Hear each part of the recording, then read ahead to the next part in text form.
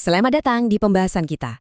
Kali ini kita akan mengupas sebuah pergeseran yang luar biasa besar di dunia akademik, yaitu bagaimana kecerdasan artifisial atau AI nggak cuma mengubah cara kita bekerja, tapi juga cara kita berpikir.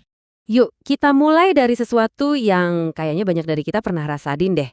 Perasaan kewalahan seolah-olah terkubur di bawah tumpukan riset dan tulisan yang nggak ada habisnya.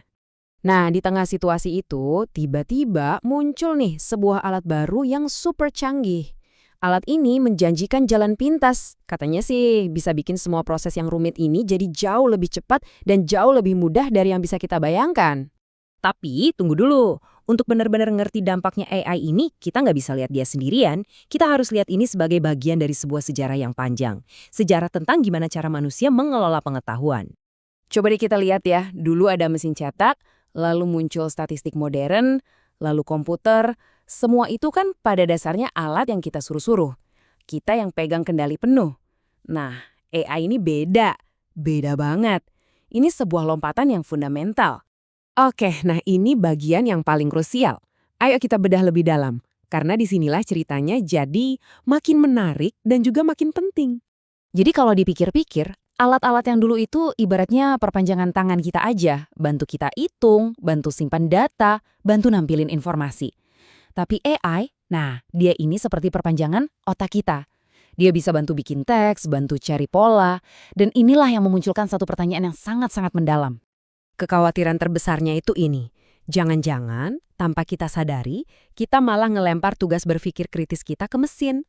Padahal kan justru proses berpikir itu inti dari penelitian itu sendiri, ya kan? Terus gimana dong, gimana caranya kita membangun hubungan dengan teknologi baru ini tanpa harus terjebak dalam perangkap itu? Nah, di sini nih bedanya kelihatan jelas banget. AI itu jago banget bikin ringkasan. Dia kumpulin informasi, dia susun jadi teks yang rapi dan lancar, cepet. Tapi, sintesis itu beda cerita. Sintesis itu soal menghubungkan titik-titik yang kelihatannya nggak nyambung, ngertiin makna di baliknya, dan akhirnya membentuk argumen baru yang orisinal. Dan itu sampai sekarang masih kerjaan manusia. Makanya cara paling cerdas buat pakai AI itu bukan sebagai asisten yang nurut-nurut aja. Bukan. Tapi anggap dia sebagai mitra tanding intelektual. Jadi alat buat nantang asumsi-asumsi kita, buat mancing kita supaya berpikir lebih dalam dan lebih kritis lagi. Oke, terus gimana cara praktisnya? Nah, sumber pembahasan kita ini ngasih ide yang keren banget. Katanya kita butuh semacam kompas filosofis buat jadi panduan kita dalam bekerja.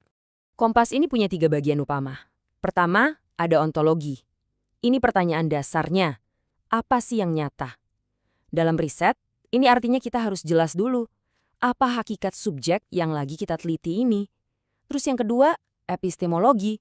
Yang nanya, gimana cara kita tahu? Ini yang akan ngebentuk metode kita. Dan terakhir, aksiologi. Yang bertanya, kenapa ini penting? Ini soal nilai dan tujuan etis dari penelitian kita. Jadi, intinya, 3 pertanyaan filosofis tadi itu jadi kayak checklist buat kita. Tujuannya, supaya kita, manusianya, yang tetap jadi kapten-kapten dalam penelitian ini.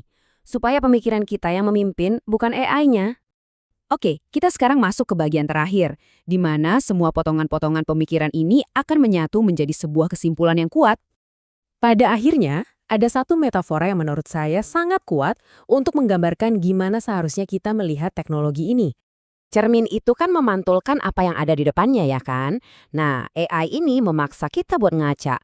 Dia bikin kita jadi nanya ke diri sendiri. Apa sih yang bikin kecerdasan kita sebagai manusia itu unik dan esensial? Apa yang harus kita jaga? Yaitu rasa penasaran kita, kemampuan berpikir kritis kita, dan tanggung jawab etis kita.